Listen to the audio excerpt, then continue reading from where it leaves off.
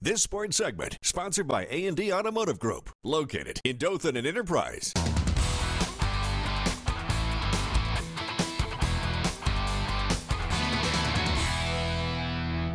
Welcome back, folks. Well, the start of the high school football season is a little more than a month away, but one Wiregrass program is in a period, I guess you could say, of uncertainty tonight.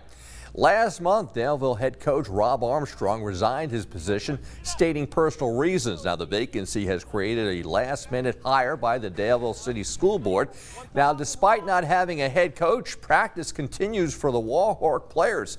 It's coaching by committee at this time. Defensive line coach James Logan is an OP graduate and an NFL veteran with the Seattle Seahawks. He says the fundamentals of the game must be taught by the staff. Getting back on track, we need to get a coach and everything, but right now we just want to stay disciplined and keep everything the same until we get everything finalized. Now, Daleville High School administrators say they hope to recommend a head coaching candidate to the Daleville City School Board next week. One of Northview High School's greatest football players ever finds himself in trouble with the law.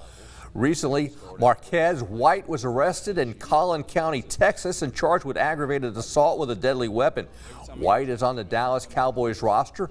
Now, following a stellar prep career, White went on to play in the Florida State Seminoles secondary. Published reports describe White's legal troubles as road rage. And White has been released from under a $7,500 bond from jail. Now, one of the University of Alabama's most promising linebackers is no longer a member of the team. Head coach Nick Saban issued a statement saying Vandarius Cowan has been dismissed from the team and is no longer a part of the squad. The Tuscaloosa News reports Cowan is accused of punching a 26-year-old man in a Tuscaloosa bar in June. Cowan was a former five-star high school prospect from Palm Beach Gardens, Florida. Now, the Dixie boys 7 and under, well, their state tournament started with 23 teams several days ago. It all came down to these teams: Taylor Rehoboth in the white and blue jerseys and AUM out of Montgomery. On Tuesday morning, both squads won a game, which meant a third and final contest to determine who wins the state and moves on to the World Series. We've had a good time. These boys got a good group of boys, got good parents. We've had good support from our community. Rehoboth's a good place, and proud to be from there. And in the third and final championship game that just ended a short time ago, the Montgomery club defeated Taylor Rehoboth by the score of 5-4. So far, the club from Houston County out of Montgomery will now head to the World Series in Wilmington, North Carolina.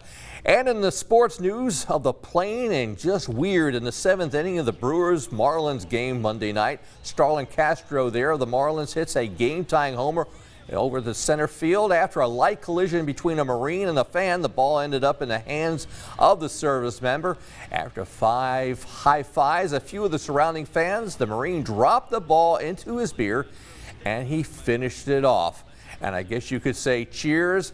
And folks, that is truly a big gulp.